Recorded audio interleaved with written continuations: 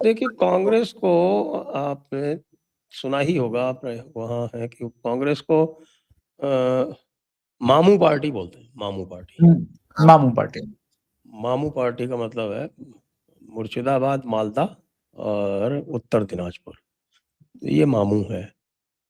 2021 में जो मौसम नूर थी, इनकी आजकल जो रिप्रेजेंटेटिव हैं गनी खान चौधरी की पार्टी की, वो शिफ्ट होके चली गई थी इधर आपके तृणमूल के पास।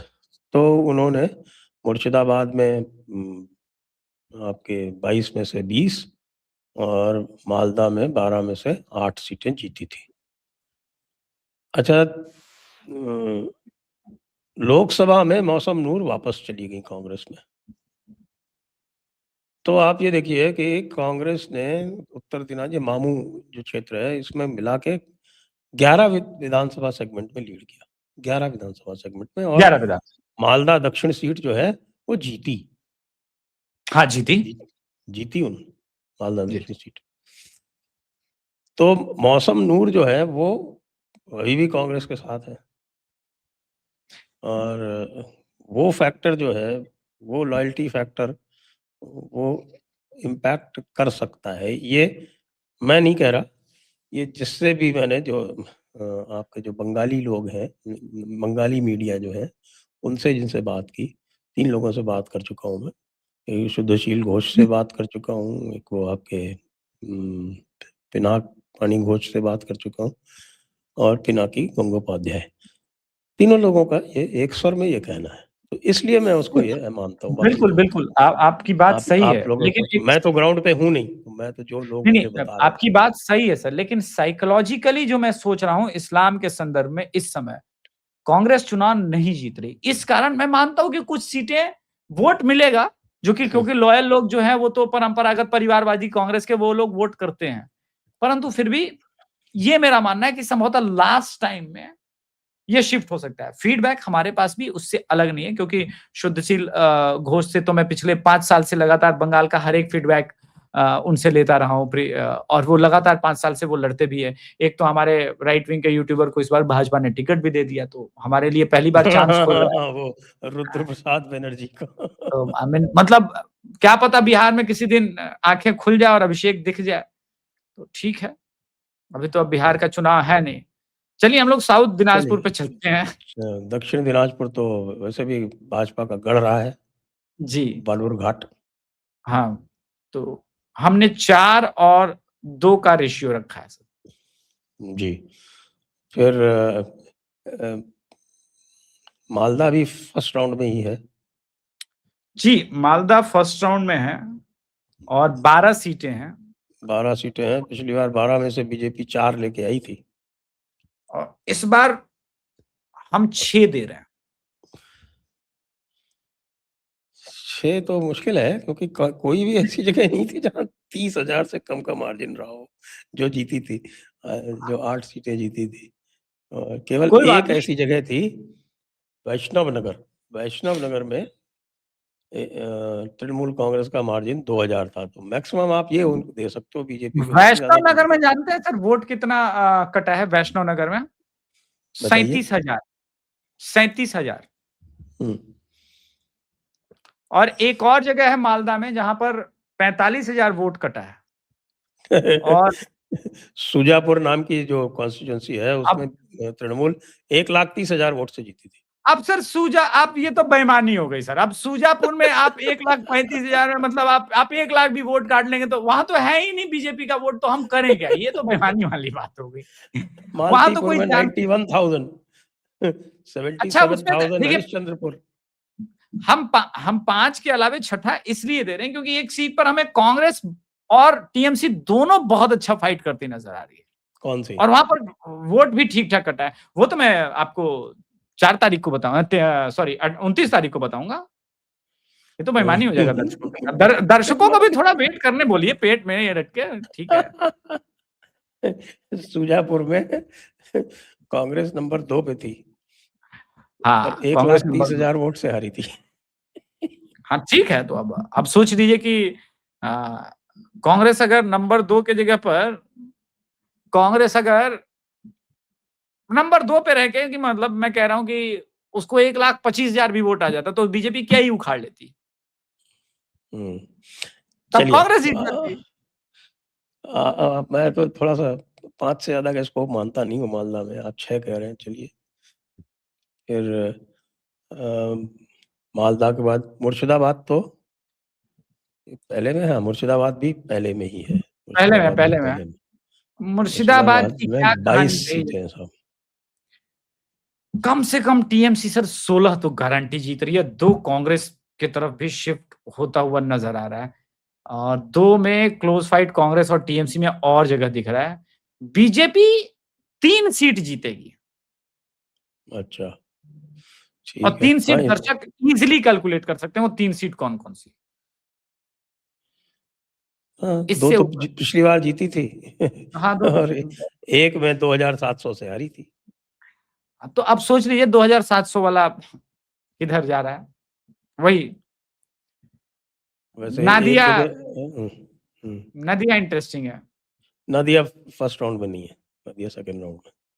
हाँ, नदिया छोड़ दीजिए, अभी हम सेकंड राउंड में बात करेंगे। तो ओके, अब हम चलेंगे बीरभूम की तरफ।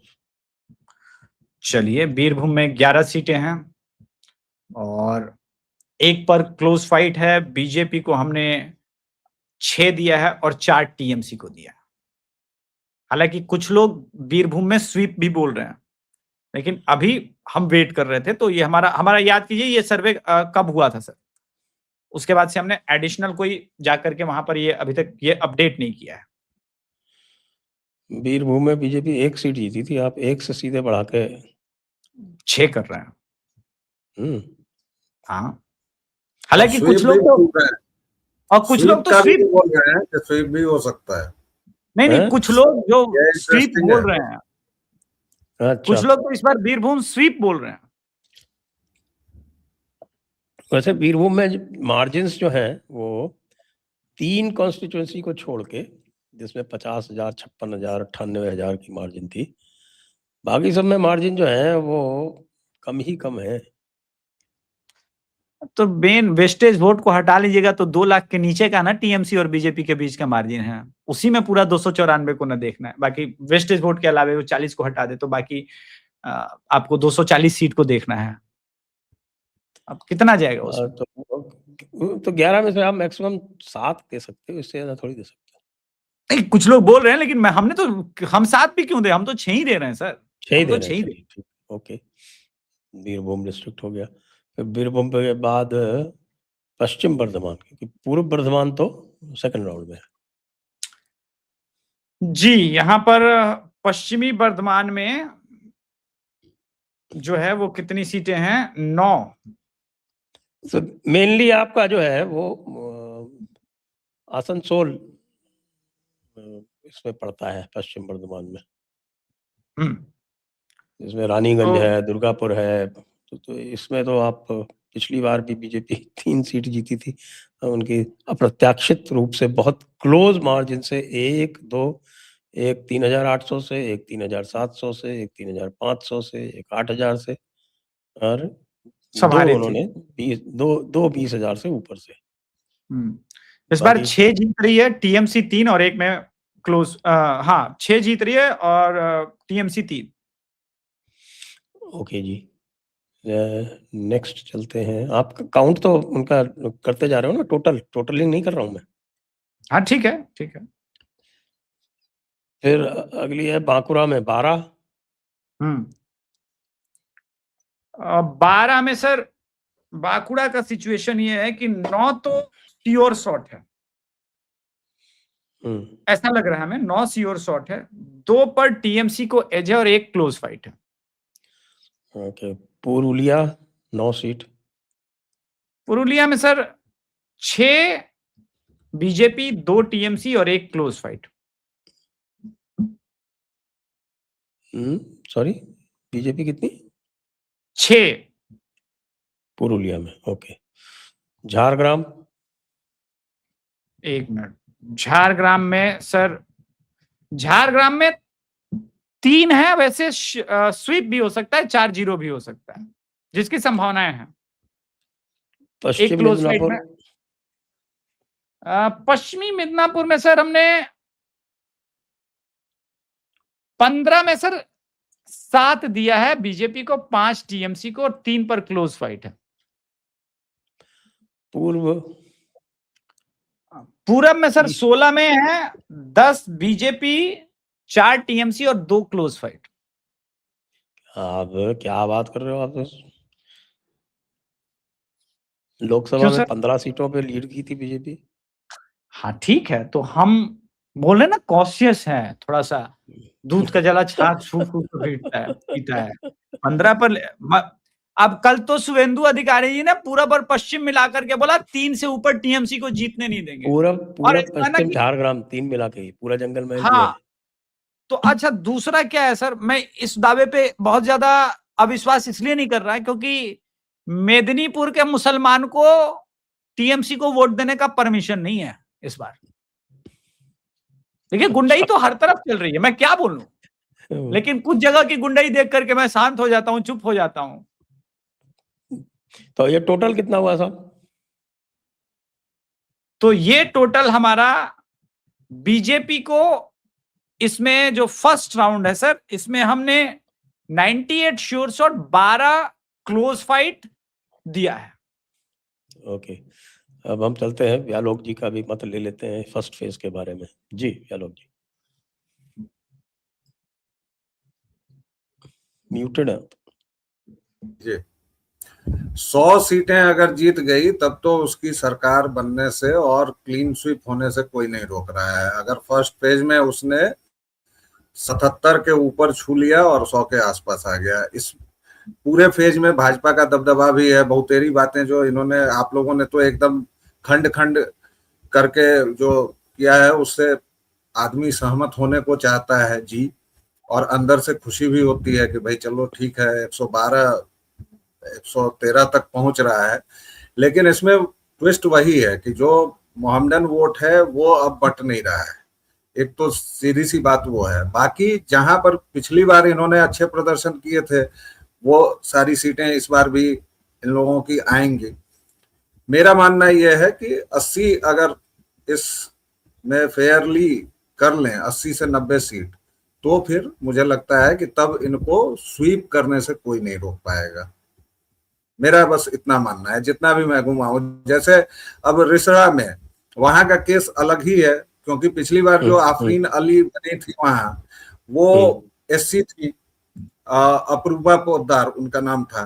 फिर वो जब चुनाव लड़ी तो उन्होंने दोनों नामों का प्रयोग किया, टीएमसी काउंसलर से शादी की, फिर उन्होंने नाम बदल लिया, लेकिन उनका वोट परसेंटेज जो था वो बहुत कम था बीजेपी और उनके बीच का। और इस बार ममता बनर्जी ने उनको हटा दिया है, किसी दूसरे को टिकट दे दिया है। तो इस सब तरह की चीजें भी हैं। प्लस ममता बनर्जी अब भवानीपुर में बहुत घिरी हैं, और अगर ममता बनर्जी भवानीपुर में घिरी हैं, अभिषेक अपने इलाके में गिर गए हैं, तो पूरे बंगाल में ये ममता बनर्जी ध्यान भी नहीं दे पाई है बहुत सारी चीजों पर। और बार बार मेरे दिमाग में उनकी वही छवि फ्लैश कर रही है कि टीएमसी रहा तो फिर मिलेंगे। इसलिए अंतिम कंक्लूडिंग वाक्य मेरा यही रहेगा, अगर भाजपा ने 90 प्लस कर लिया इसमें, तो फिर वो आराम से क्लीन स्वीप कर रही है और बंगाल में गाजे बाजे के साथ आ रही है। नहीं तो फिर जो भी है।